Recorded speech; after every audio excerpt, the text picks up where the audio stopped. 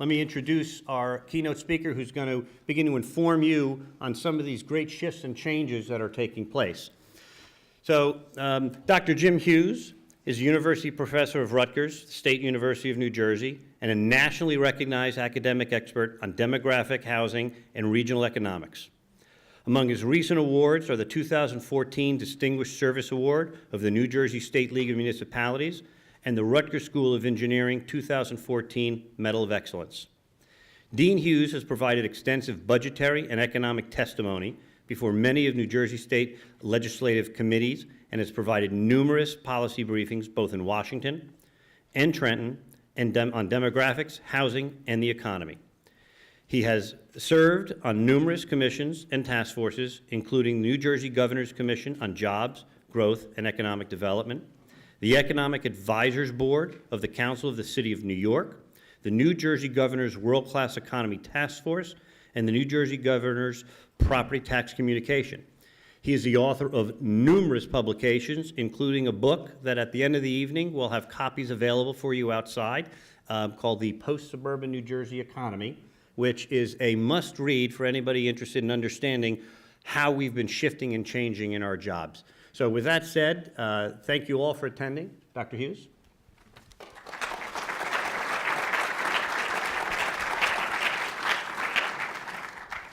Thank you, Gene, for that kind introduction. Truth in advertising, however, I was given very firm instructions to keep my presentation within this evening's timeline. I think it was because at my last presentation, Gene observed that during the first 10 minutes, 90% of the audience paid attention. However, during the second 10 minutes, 50% were distracted. During the third 10 minutes, 100% were engaged in sexual fantasies. So, with the discipline I have not shown in many years, I will attempt to comply and will proceed forthwith. Since we are trying to look into the future this evening, two basic admonitions before we begin. First, I've often been accused of being much better at forecasting the past than forecasting the future. And second, I've also been accused of being the Dr. Kevorkian of the New Jersey economy. Very, very unfair, but probably because of the simple fact that I forecast fully nine of our last 5 recessions. So you are twice forewarned. This evening, I'd like to look at the long-term structural changes that are reshaping New Jersey and America. And these are fundamentally changing, fundamentally altering where people are choosing to live, to work, and to play. The world as we once knew it is being rapidly transformed.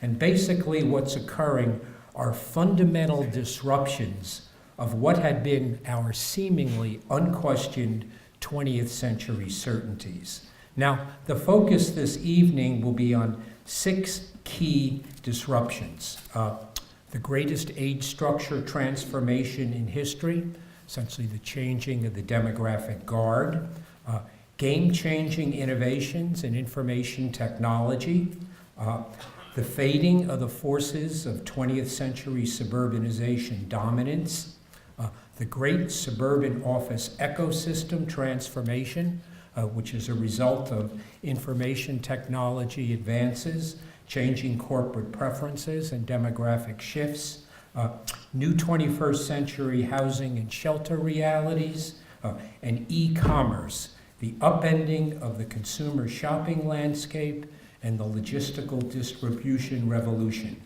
So, at the forefront of these 6 disruptions are structural demographic shifts. Bottom line, the demographic forces of the second half of the 20th century have now been fully supplanted by the demographic forces of the 21st century. As a result, we are now experiencing the changing of the demographic guard. The greatest age structure transformation in history is rapidly unfolding, which in turn is transforming virtually everything.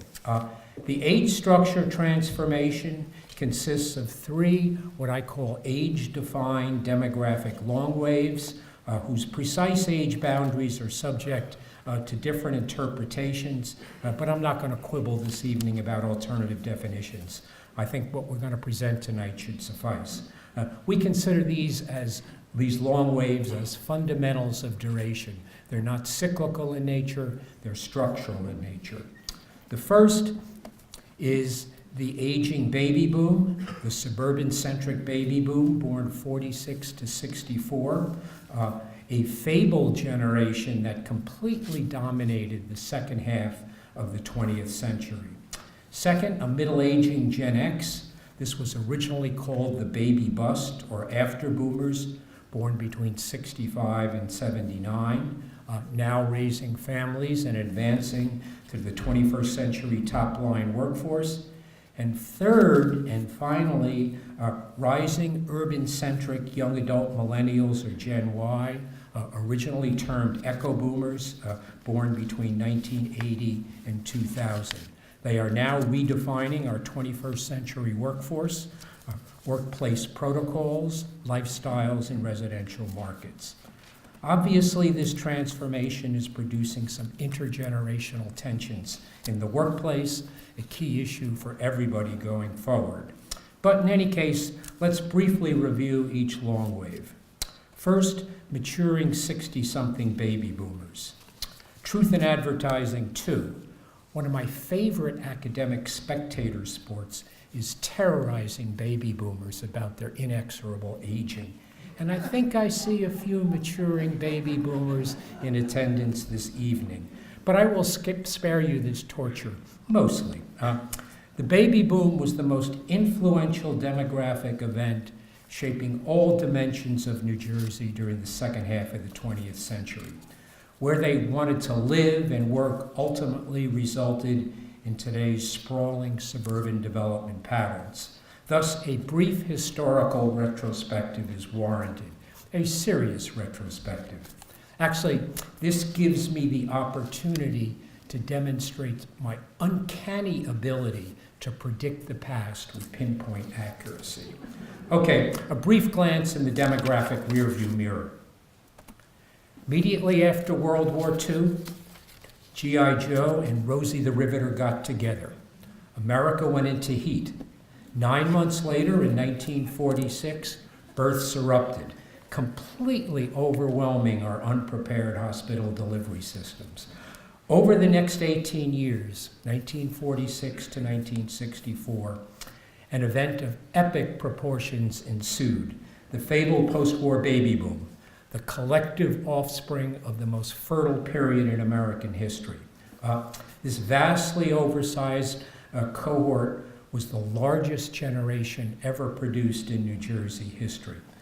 It was often described as the pig in the demographic python, a huge outstructure on our age structure charts. Now, as the baby boom commenced, housing was immediately shaped by the requirements of child rearing. The baby boom roared, tract house suburbia emerged. Like the creature from the Black Lagoon, tract house suburbia oozed across New Jersey. Now, during this era, young families moved into Levittown-style dwellings, 900 square foot tributes to modesty, at the rate of 1,000 per week for 1,000 straight weeks. 1,000 per week for 1,000 straight weeks. More than 1 million housing units in a 20-year period. So looking back, the 50s and 60s defined New Jersey's golden housing production era. A tidal wave of metropolitan expansion pushed development ever outward from New York City and the urban core for more than half a century.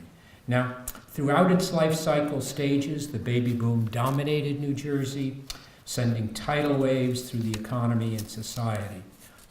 Was largely born and reared in suburbia, formed households there, worked in newly built offices there, shopped in enclosed super-regional malls there, traded up in the housing market there, and ultimately reached the peak of its housing consumption there.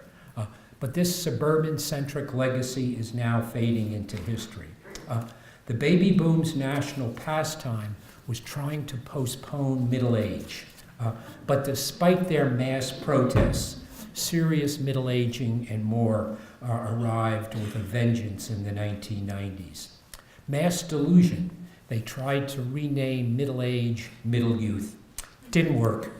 They became very seasoned boomers, a generation purchasing prodigious amounts of anti-wrinkle creams and Rogaine.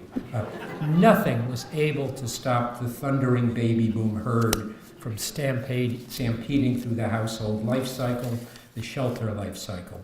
By the time the 2000s unfolded, it had evolved into a fully mature empty nester generation, repositioning and resizing in the housing market. In many cases, empty nesters were looking for walkable environments, activity environments, and public transit, not isolated car-dependent suburban dwellings. Suffice it to say, at one time, boomers used to rock around the clock. Now they're starting to limp around the block. Rock around the clock to limp around the block. 2018, the great calamity. The first baby boomers turned 72 years of age. They considered this a disaster of biblical proportions. Every 7.5 seconds, another baby boomer turned 72 in the United States. That's over 10,000 per day. That's a pace far outstripping the casualty rate for hunting accidents and car wrecks combined. And that's going to continue until the year 2036. As a result, the generation that once was alleged to have dropped acid in order to escape reality is now rapidly dropping antacids in order to cope with reality. Suffice it to say, the baby boom increasingly represents the workforce of the past. It is slowing down, getting more cautious, trying to adapt to cutting-edge technologies, facing retirement and actually retiring. By the end of this year, 1/2 of all boomers will be 63 years of age and over. Now, the median age of retirement in the United States is currently 63 years of age. That means 1/2 of this generation will soon be retired by the end of this year, having exited the workplace doors for the final time, now devoting time to new pursuits.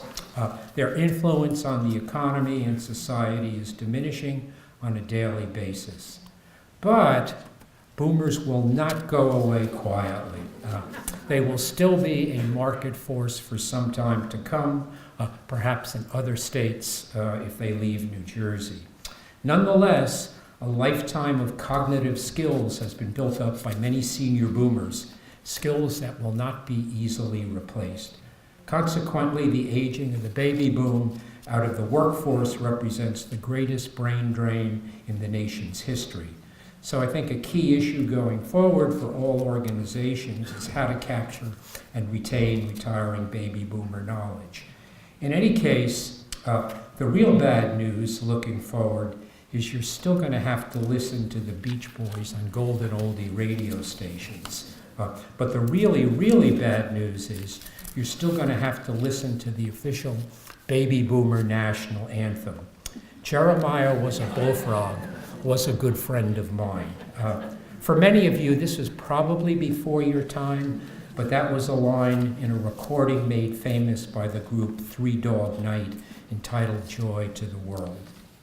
Now, as an aside, as we were talking outside before we came in here this morning, a leading-edge maturing boomer came up to me and asked and expressed deep concern about getting older. I said, "Not to worry, boomer. Ahead of you lies romance, adventure, excitement, mystery, and a lot of other great reading." Now, I really should have pointed out to you earlier that forecasters are not held in very high esteem in New Jersey. A story about Albert Einstein, that famous Garden State resident, proves instructive. While Albert is queuing to enter heaven, he meets 3 people. So what does he do? He immediately asks them about their IQs. The first says 190. "Wonderful," says Einstein. "We can discuss my theory of relativity." Second answers 150. Good, says Einstein. I look forward to discussing the prospects of world peace. Third person mumbles 50. Einstein pauses. So what's your demographic forecast for next year? Whatever. Long wave 2, the baby bust cohort.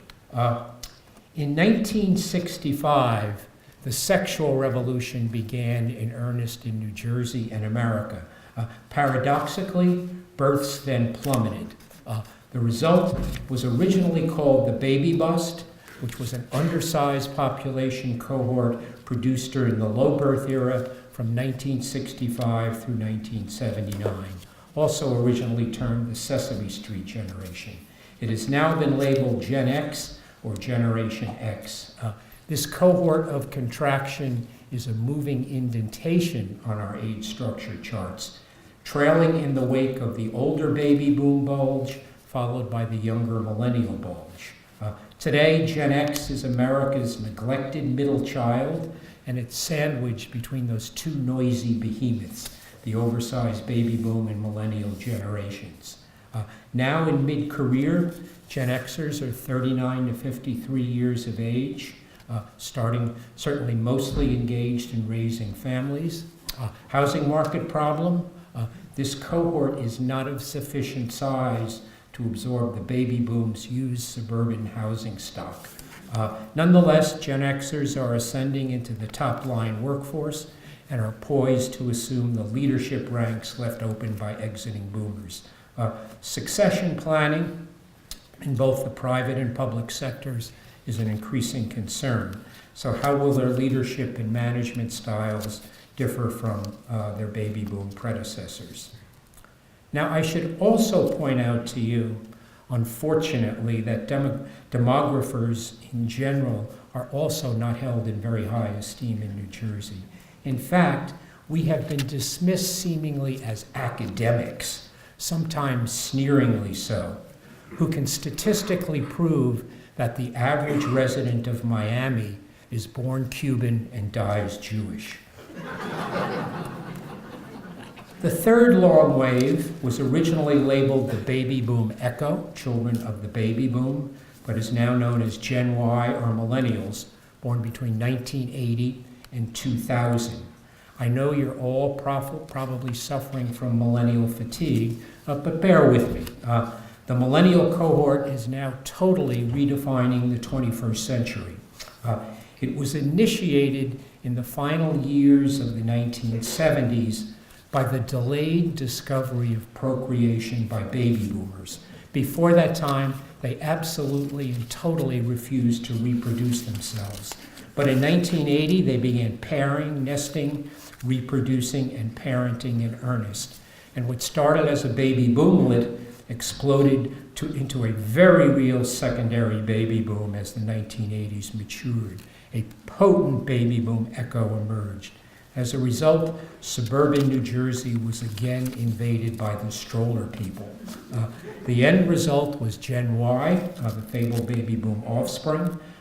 They define the second great population bulge of the 20th century. Think of them as Pig 2.0 in the demographic python, a second huge outcropping on our age structure charts. Millennials comprise the first population cohort born and reared in an unprecedented era of surging information technology. The remarkable digital advances that took place between 1980 and 2000 nurtured and defined this generation for the 21st century. Sidebar, these advances defined disruptive change too, which provided the digital foundation of today's millennial-driven economy.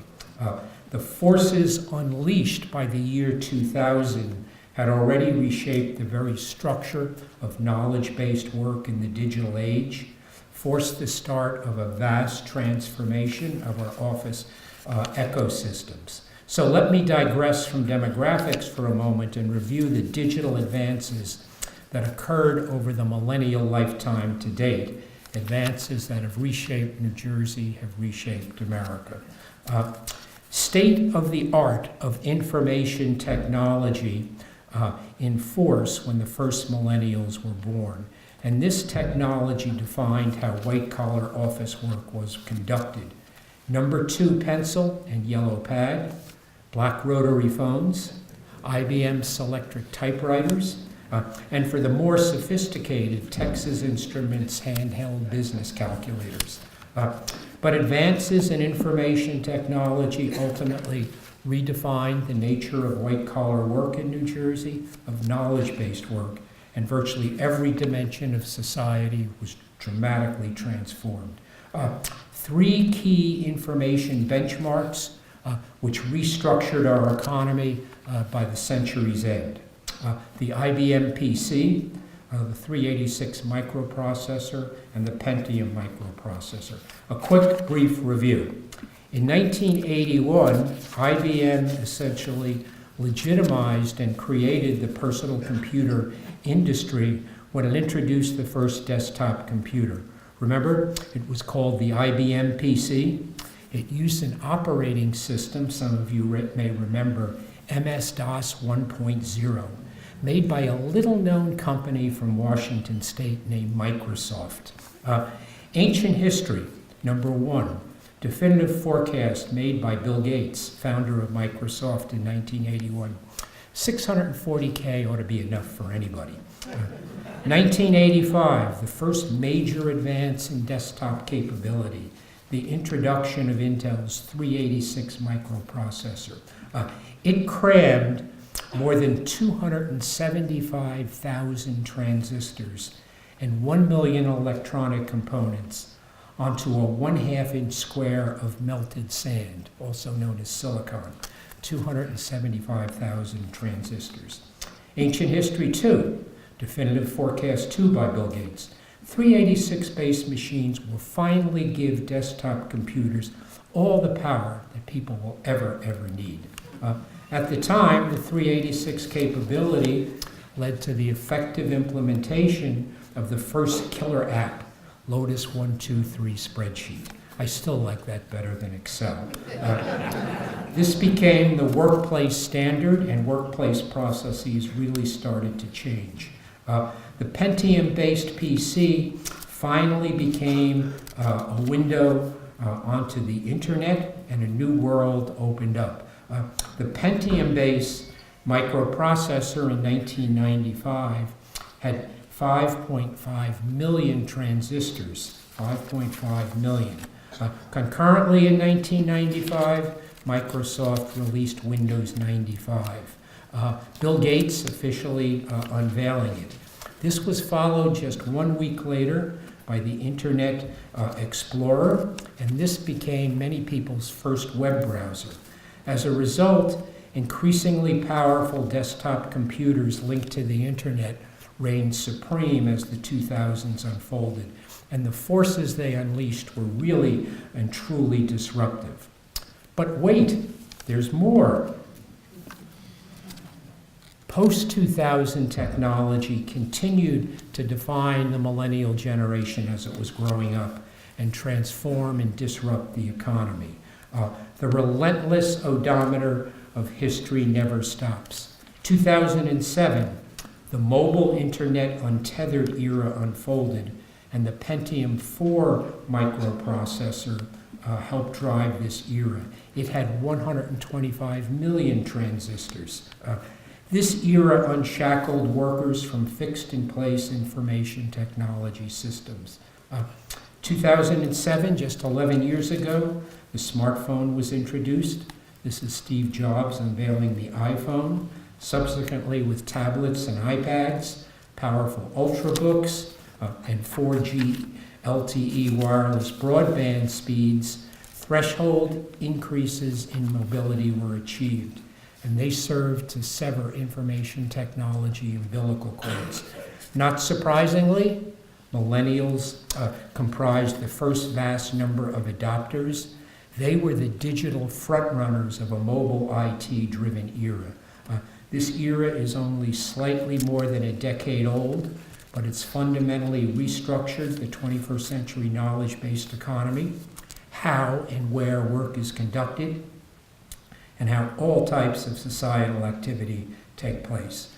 Just a point of reference looking forward, 2016, Intel's Broadwell microprocessor was released 3.2 billion transistors. Such advances underpin the unfolding era of artificial intelligence and self-learning machines. AI will soon be everywhere, and its implications are still uncertain. But outlook further innovative disruptions to all established protocols because of sustained advances in information technology and artificial intelligence.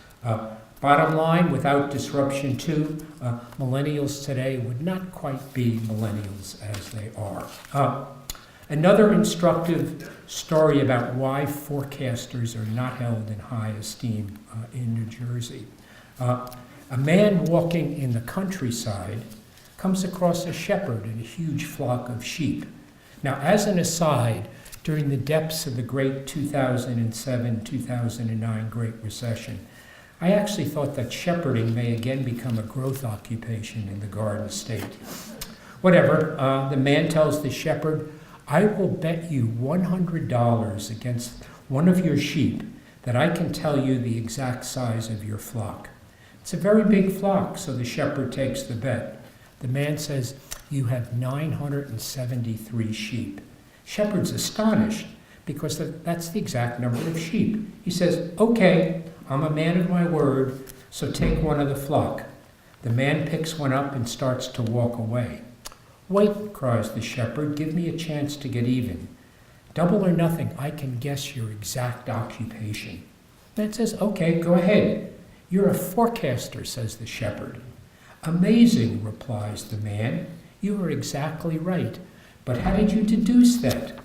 "Well, put down my dog and I'll tell you."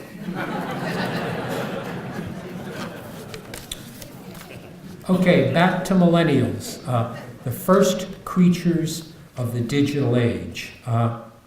They originally looked like this, but not for long.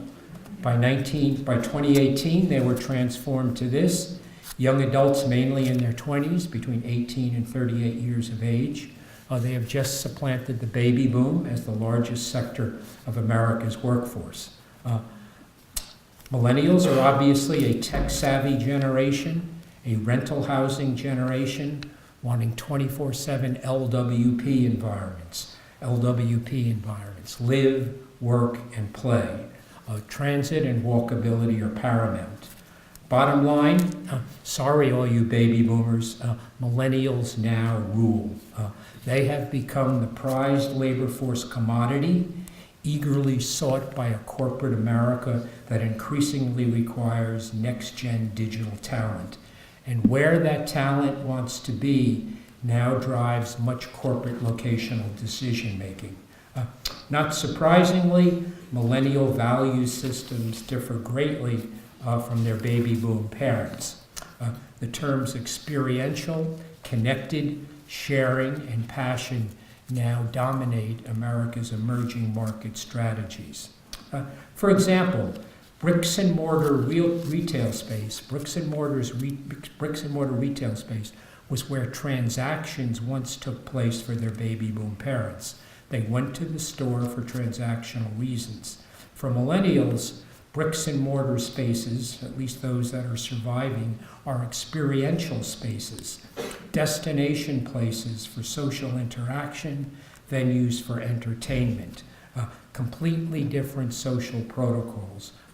Millennials are now shaping a new economy of experience, and the economy is reshaping itself to their desires. Moreover, compared to their suburban-centric baby boom parents, they are a much more urban-centric generation. A striking example, while their parents couldn't wait to get out of industrial Jersey City and move to the suburbs, millennials can't wait to leave the suburbs and get into post-industrial Jersey City. The exact same location, 50 years apart. Bottom line, 21st century millennial preferences have now supplanted fully the once dominant 20th century baby boom driven preferences. Much of the millennial talent's current spatial movements could be described as sprawl withdrawal, exiting the outer suburbs, heading to creative, interactive, exciting environments. The most talented and highly skilled are now known as the digerati, the digital elite, and they have even stronger work and lifestyle preferences. They are now redefining the workplace, reshaping workplace location, and transforming the geography of housing demand. Again, corporate America is following their locational preferences. And corporate America is vigorously redesigning interior workspaces to accommodate the needs of this next-gen digital workforce. Cynical observation: they are arrogant, self-absorbed, entitled, and annoyingly indispensable. Okay, any millennials out there, don't take offense. Such observations are simply a rite of passage. Older generations always complain about younger generations. It's basically jealousy. Believe it or not, the current economic expansion in the United States is now in its 105th month. It's the third longest expansion in the nation's history. But many Gen Y millennials still face difficulties in the housing market. And what they can afford is illustrated on the far right side of the slide. As a result, a record number of adult children are currently still living with their baby boom parents in the big house on the left side of the slide. Nationally, 34% of 18 to 34-year-olds are still stuck in the parental hearth. About 1/3 are still living at home. In New Jersey, 47% of young adults still live with their parents, nearly 1/2. So, yay, New Jersey's number one. We're number one among all the states. Nearly 1/2 in New Jersey during 1/3, compared to 1/3 nationally. Outer exurban counties in New Jersey, such as Hunterdon, where I live, and Sussex, 55%. So if we extrapolate this trend, exurban outer New Jersey, where I live, will have two types of adults in the future. The not yet wed adults, and my category, the nearly dead adults. As soon as upwardly mobile exurban millennials are able to form households, they're out of there, and many out of New Jersey. Again, corporate America is following them. They want to live in places that older millennials have designated as cool, such as Brooklyn and the New Jersey's Hudson River waterfront. But the demographic biological clock keeps ticking. Millennials are eventually getting married and are reproducing. In fact, the era of the older millennials in the family-raising stage of the household life cycle is commencing, an era that's going to prevail for a while. And their current shelter choices and locational preferences, as we have seen, have already restructured many parts of New Jersey and America. Will their preferences change in the unfolding era? That's a key question that remains to be answered. I think that traditional tract house suburban New Jersey is not on their radar screens. They will still want walkable, multi-use environments to raise their families. Moreover, there is concern about the financial literacy of millennials and whether or not they have the savings discipline to become homeowners. Now, I don't want to sound like an Old Testament prophet railing against millennial fiscal frailties, because I know it's very difficult to defer immediate consumption and to defer instant gratification in order to save and invest for the future. But it really can be done, and my own experience shows this. Now, when I was a kid, I used to play a popular game known as Spin the Bottle. Now, perhaps from some of you it was before your time, but in one version of this game, a girl spins a Coke bottle, and when it points at a boy who is playing, she either has to kiss him or pay him a nickel. And when I was a kid, a nickel had significant purchasing power. Now, I played that game an awful lot when I was young, with the unexpected result, by the age of 14, I owned my first home. So, very painful, but it can be done. As an aside, here's an admonition I usually give to household-forming millennials. Lock your doors. Lock your doors. A seismic shift of stuff is underway in homes all over America. Your downsizing baby boom parents are stealthily trying to unload upon you what they consider their valuable accumulated heirlooms. But what baby boomers consider their lifetime's cherished treasures, millennials view such accumulations quite differently. Dumpster material. Final resting place. In any case, here is one result of millennial migration flows, disruptive change 3, the diminishing forces of suburbanization. The first dimension of this, which is very evident today, is the shrinking metropolitan demographic perimeter. Now, for more than half a century, the dominant spatial force in New Jersey and the region was relentless suburbanization. First people and then jobs. However, this dynamic has been fully disrupted. This map shows in red the counties in the 4-state, 35-county metropolitan region centered on New York City. This is the largest metropolitan definition for the region, 35 counties in 4 states.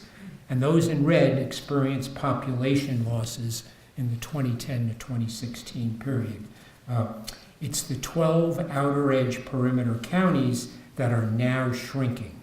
These were once the epicenters of population growth as the 20th century came to a close, but the tidal wave of metropolitan expansion has ebbed. We have now reached the end of more than 50 years of demographic growth pushing ever outward. Thus, the suburbanization dynamics of the late 20th century have been completely upended.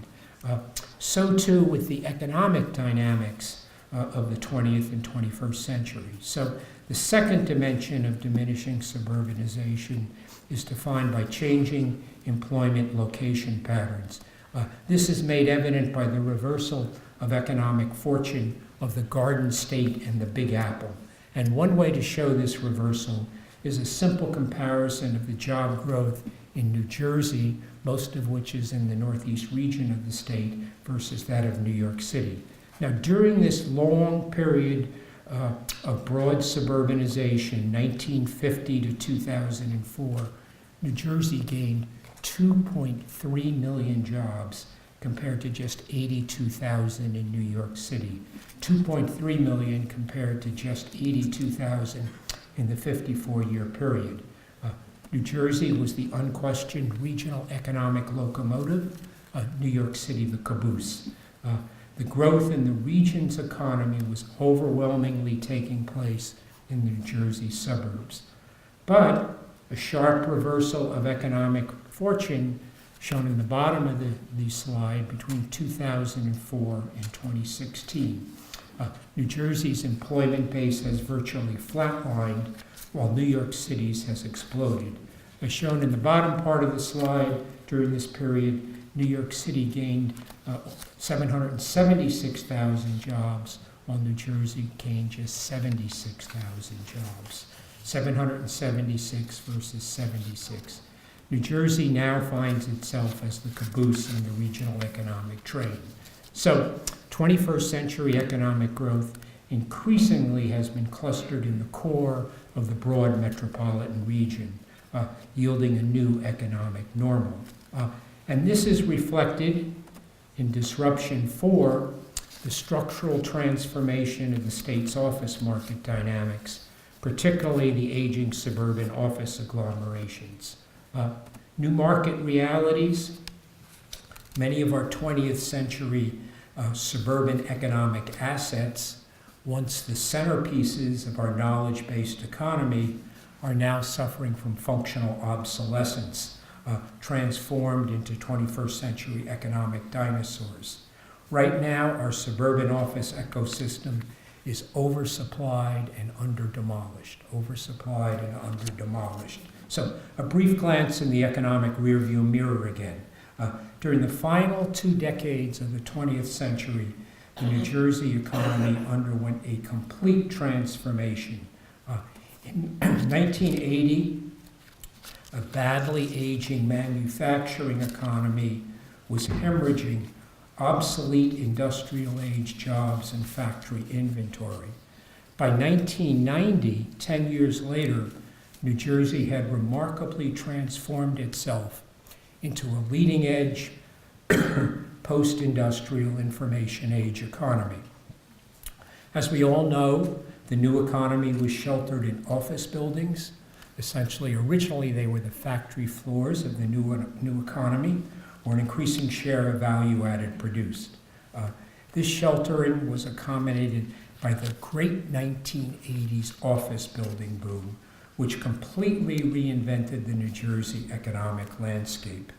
By 1990, 80% of all the commercial office space ever built in the history of New Jersey had gone up in the 1980s. Now, as you all know, the goldfinch is New Jersey's official state bird.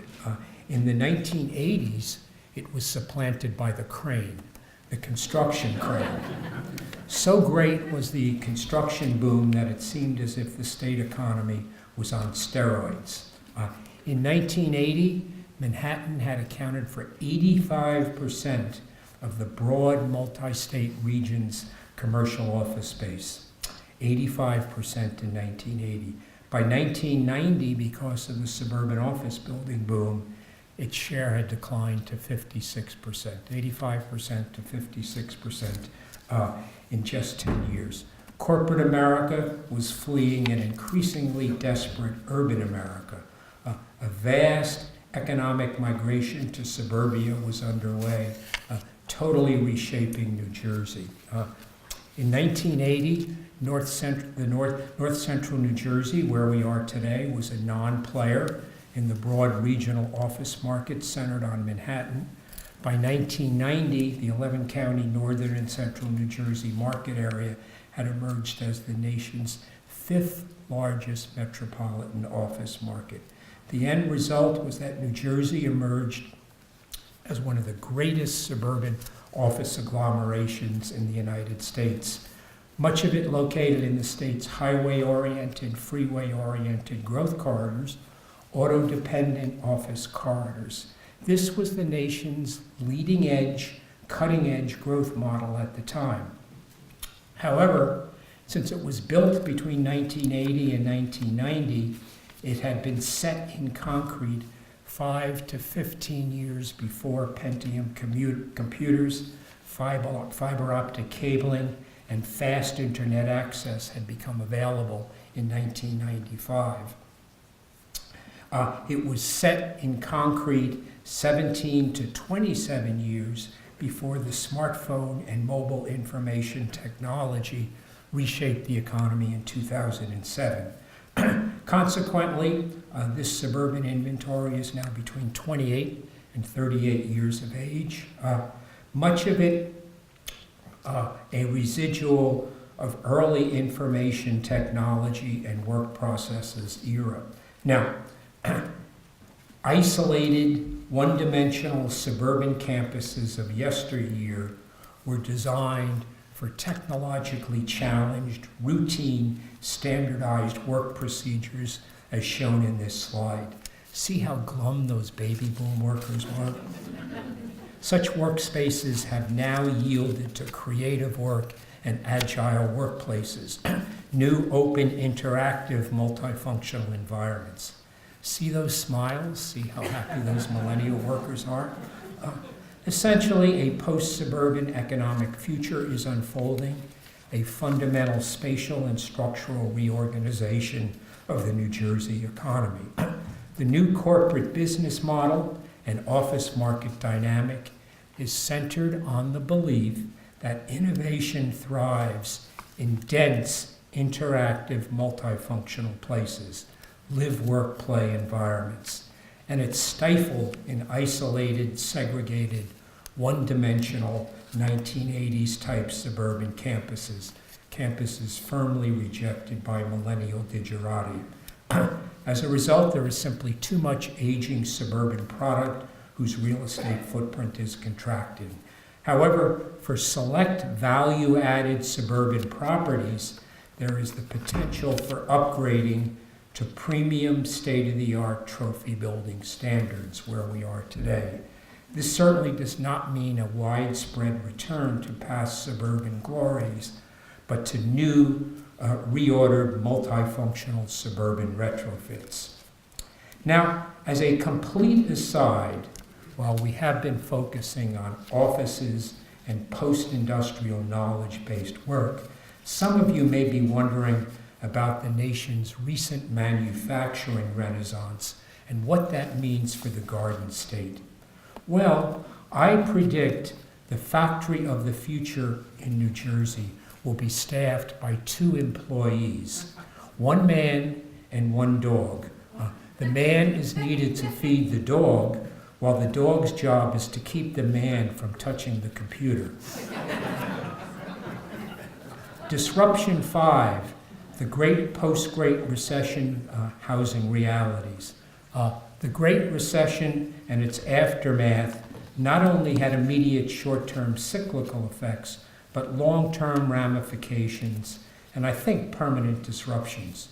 For example, the sustained lingering effect of the recession's housing bust and credit crisis is the greatest homeownership contraction in American history, from 69% in 2006 to 63% in 2016. This is the lowest homeownership level in 51 years. As you can see in the bottom of the slide, 63% in 1965, 63% in 2016. The housing reality in America has probably been permanently transformed. Between 2006 and 2016, the number of households grew in the United States by 7.6 million. However, all of this growth was accounted by renter households. Renter households grew by 8.7 million, while owner households declined by 1.1 million. And the same exact pattern is evident in New Jersey. Home ownership was once considered America's super piggy bank, the painless way of saving for retirement and paying for your children's higher education was home equity wealth building. Anybody with a pulse wanted to consume more housing, buy bigger housing. But this once unchallenged reality is now challenged. Home ownership, the great American dream, may have lost some of its allure. Now, this does not mean the death of the great American dream, but it does suggest a fundamental change in historic priorities. Moreover, the new federal tax law's increase in the standard deduction has really leveled the renter versus ownership playing field. Finally, disruptive shift 6, the revolution in retailing and distribution. Historically, the Garden State's core economic competency was baby boom driven, bricks and mortar dominated shopping and consumption protocols. This once unchallenged specialization is captured by the following phrases: born to shop, I shop therefore I am, shop till you drop, spend to the end and die broke, the mall is all, and finally, when the going gets tough, the tough go shopping. This is what bulwarked our rich landscape in New Jersey of shops. But this ethic is certainly being disrupted by the rapidly changing consumer shopping landscape. Are we now experiencing the great retail apocalypse, the bricks and mortar meltdown? Certainly changing consumer expenditure habits and advancing information technology are revolutionizing how shopping takes place for all demographics. 1/2 of American households are now Amazon Prime consumers. And that has exposed the historic overstoring of the United States and the overstoring of New Jersey. At its peak, New Jersey had a vast accumulation of impenetrable shopping fortresses known as enclosed super-regional malls. We had 29 such cathedrals of consumption with more than 30 million square feet of space. We had one of the greatest concentrations of this shopping model in the United States. But our vast standing inventory now faces challenges similar to those faced by old suburban office campuses. The response? The period of traditional regional mall right-sizing has just begun, the demalling of New Jersey. One forecast, by 2025, up to 1/3 of America's 1,100 malls will have closed. Only marquee properties in affluent areas are assured of surviving in one form or another. Moreover, other shopping center retail formats will probably have far fewer shops in the future. A new strategy of transforming retail real estate. Triple F, food, make sure here, food, slide's missing, food, fitness, and fun. Food, fitness, and fun. And these types of activities are now being touted as potential repositioning game changers. At the same time, e-commerce is revolutioning our warehouse logistics infrastructure. Fulfillment centers are proliferating across New Jersey. We're the third largest warehouse distribution market in the United States, more than 900 million square feet of space. And we are now experiencing an unprecedented logistical space frenzy. Now, for those words you have been longing to hear, perhaps desperately longing to hear, in conclusion, actually that sigh of relief I heard was just premature. My conclusions tend to be quite long. Seriously, thanks for paying attention this evening. It has been much appreciated. Really seriously, I think it is well recognized that I am the only totally objective person in New Jersey, and it is my totally objective opinion that after doing demographic and economic forecasts for more than 4 decades, you should now take my prognostications as gospel. You have my personal guarantee that they will occasionally be right. So let me briefly sum up our current outlook. Macro picture, widespread structural, economic, demographic, and technological change and disruptions will continue.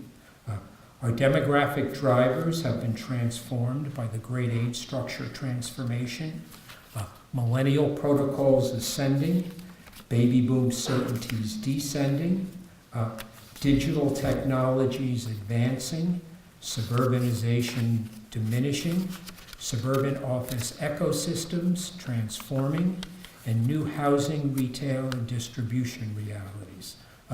Bottom line, the historical reference frameworks of the past are really inadequate to deal with the disruptions of the present and the future.